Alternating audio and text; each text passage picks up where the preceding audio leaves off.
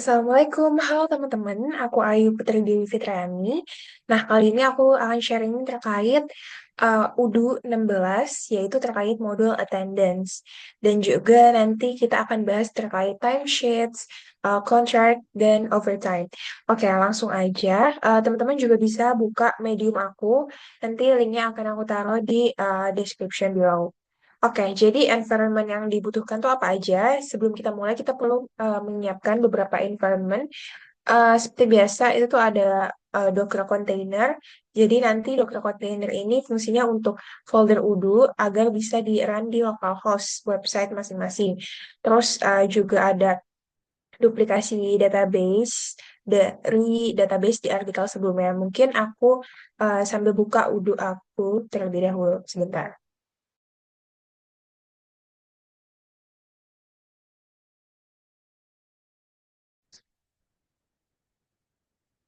Oke, jadi ini aku udah buka Docker aku dan aku udah nyalain Docker container aku. Teman-teman juga bisa nonton di video-video YouTube sebelumnya untuk cara membuat ininya. Oke, lanjut lagi. Nah, aku bakal duplicate database dari database di artikel sebelumnya. Jadi kalau teman-teman lihat di sini, kemarin itu aku udah sempat buat terkait appraisal di video sebelumnya atau di artikel Medium aku sebelumnya. Nah, dari situ database-nya aku duplicate untuk database attendance ini. Nah, bisa dilihat di sini. Nah, ini aku udah buka localhost-nya. Ini aku coba klik manage database. Jadi ini semua adalah database yang udah pernah aku buat berdasarkan video atau artikel Medium aku. Dan juga di sini aku udah duplicate ya dari appraisal jadi attendance. Nah, oh ya, disclaimer untuk para asdos yang nonton video ini, ketika aku melakukan backup itu error dan aku tuh udah confirm ke Asdos Arena dan dia bilang eh, nggak apa-apa langsung aja ditaruh di mediumnya dan ini udah aku taruh bahwa database backup error access denied, so I cannot have the database backup ya. Oke, back to this topic. Jadi sekarang aku login sebagai administrator dan cek apakah apps attendance itu udah terinstall atau belum. Habis itu nanti baru deh kalau lihat di sini ini udah ada ya modul attendance, jadi udah aman. Nah, terus kita lanjut eksplorasi modul attendance. Jadi di sini aku mendapatkan akun employee yaitu Sabila, senior sales eksekutif. Maka aku akan menggunakan akun tersebut. Nanti juga aku akan menggunakan akun administrator untuk melakukan setting. Oke, yang pertama aku akan masuk dengan akun employee Sabila. Ini aku buka modul attendance, lalu klik check in, and then abis itu aku bisa lihat nih time check in-nya tuh pas kapan. Terus aku bisa melakukan check out juga. Nah, ini udah lengkap ya di sini. Terus ini kalau misalkan check in sebagai administrator. Jadi ini kan tadi sebagai Sabila, which is aku login sebagai Sabila. Nah, kalau check in sebagai administrator, so I have to log in as an administrator first gitu. Nah, terus ini sebagai administrator, habis itu kita lakukan hal yang sama ke beberapa employee lain. Nah, di sini aku employee lainnya itu aku menggunakan Sinta sama Hana. Oke, ini aku melakukan check in, check out. Aku juga melakukan check in, check out kepada Siti. Oke, terus kita sekarang kembali lagi ya login sebagai administrator and then go to the navigation bar attendance di sini. Terus di sini tujuannya tuh agar kita klik yang menu ini. Nah, tujuannya agar kita bisa tahu siapa aja yang udah check in dan check out gitu. Dan ini bermanfaat banget untuk perusahaan gitu. Oke, next kita akan melakukan import file attendance. Jadi, what if kita mau tahu apa namanya employee yang check in dan check out tapi dalam jumlah yang besar. Nah, kan repot ya kalau misalkan check in satu-satu, check out satu-satu. So, kita bisa melakukan import file dan misalkan ada nih di Excel kita kita udah punya nih datanya yang siapa yang check in, siapa yang check out, and then we want to put in the UDU. gitu. Kita bisa melakukan itu dengan cara ini, dengan cara klik modul attendance, and then menu attendance, and then klik favorites, and import records. Habis itu muncul seperti ini, habis itu ya udah kita sesuaiin aja field udunya sama kolom di Excel kita. And then we have to click test first to check to check everything seems valid or not, and everything seems valid, so we can click import button, and then nanti muncul nih semua data-data yang sesuai sama Excel. Nah, dari sini terlihat ya banyak data kehadiran karyawan yang baru ditambahkan. Oke, lanjut kita klik menu configuration yang di sini, terus habis itu kita select fields extra hours dan mengisi field yang ada yang sesuai. Jadi di sini kita checklist aja extra hours-nya. Habis itu kita masuk deh ke halaman reporting. Reporting tuh yang mana? Teman-teman ketika buka modul attendance, di sini ada menu reporting. Nah, langsung aja klik ke reporting. And then kita bisa lihat the interpretation. Uh, di sini ada visualnya, jadi kayak dia attendance-nya itu di bulan apa, dan siapa-siapa ini bisa terlihat ya. Oke, itu untuk terkait attendance. Next, we move on to timesheets. Jadi kita juga akan mengeksplorasi modul timesheet, di mana timesheets ini tuh bertujuan untuk merecord kegiatan karyawan selama pengerjaan proyek sehingga dapat dipantau dengan mudah oleh kepala seksinya.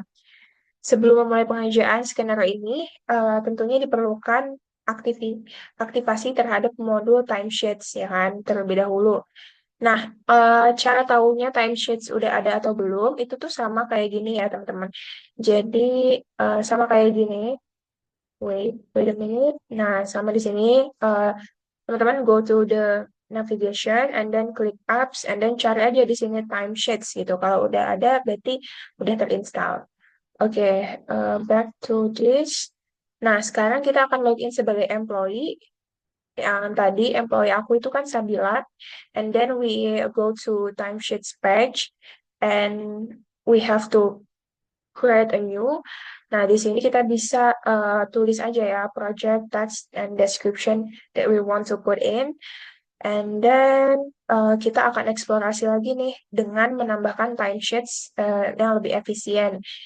Kalau misalkan butuh dalam jumlah besar, ya udah kita masukin Excel, data-data yang ada di dalam Excel itu dengan klik favorites, and then import records, nanti akan muncul otomatis. Nah, seperti ini data-data yang udah otomatis muncul ya. Okay, so that's all for timesheets, and then we move on to eksplorasi ekstra modul HRMS overtime. Nah, jadi pertama itu kita perlu mengaktifasi modulnya dulu ya. Jadi sebelum kita eksplorasi too far, kita perlu download terlebih dahulu modul ekstra. Nah, ini udah ada linknya, teman-teman bisa cek aja. And then here's the uh, result.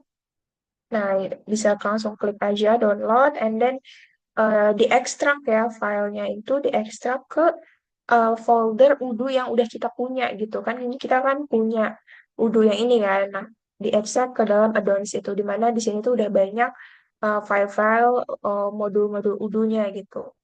Nah, dari hasil download itu kita tuh dapat HRMS overtimes, ada HR payroll community, sama ada HR contract types. Nah, ketiganya itu jangan lupa kita masukin ke codingannya, di mana kita tuh perlu buka di sini udah ini, terus file addons-nya, di sini ada file Python-nya, ada manifest, di sini klik aja. Nah, di sini tuh ada depends, di sini tambahin deh sesuai judul dari foldernya gitu. Yang belum dimasukin perlu dimasukin.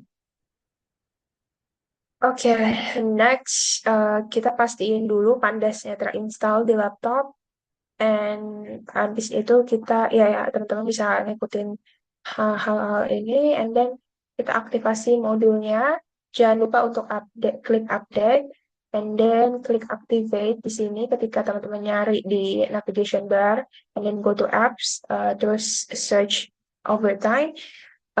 We have to activate first, and then modul udah terinstall, terus kita perlu nunggu beberapa saat ya untuk membuka menu overtime request. Nah, uh, dan modul extra Open HRMS Overtime telah berhasil diinstal dan diaktifasi. Oke, next kita lanjut ke bagian selanjutnya. Tapi sebelum itu ada kendala di WiFi aku, jadi ini gambar tidak terbuka. Mungkin aku akan balik sebentar lagi. Aku akan benerin WiFi dulu ya teman-teman sebentar.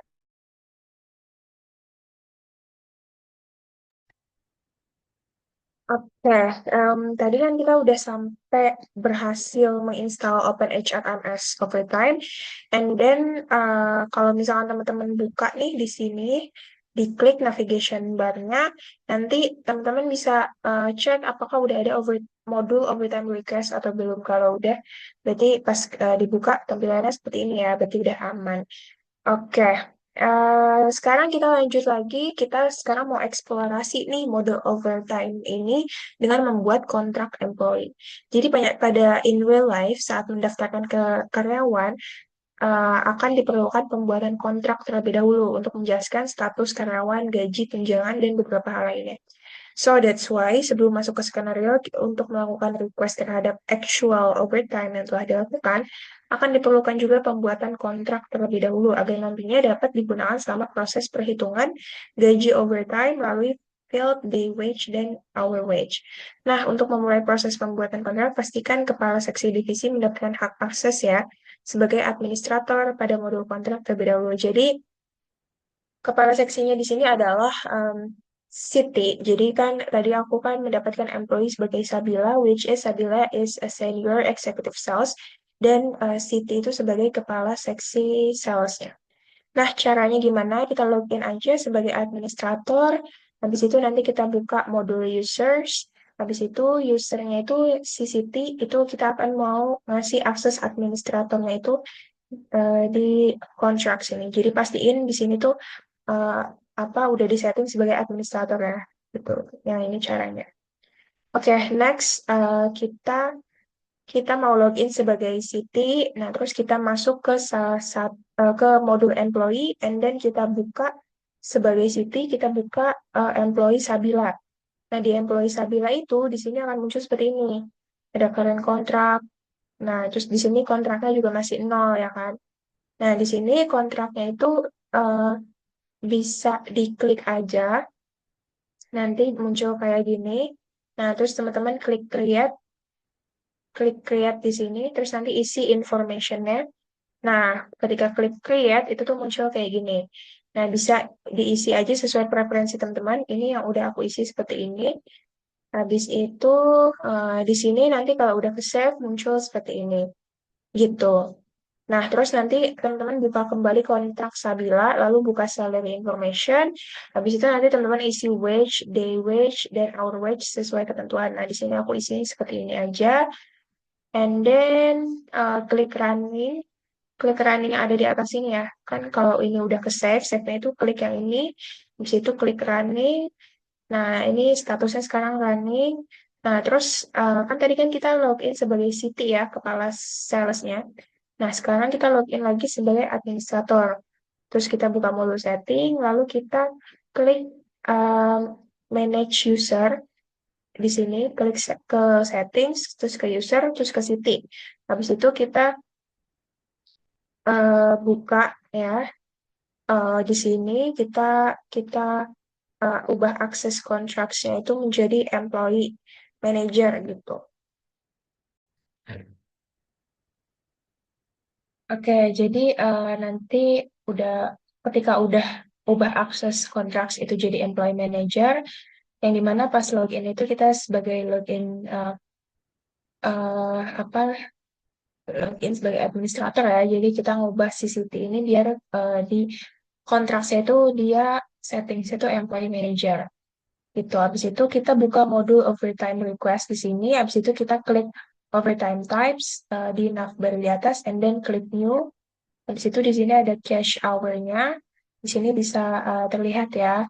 Kita isi aja. Nah, di sini aku isi 1 jam, 2 jam, sama 3 jam.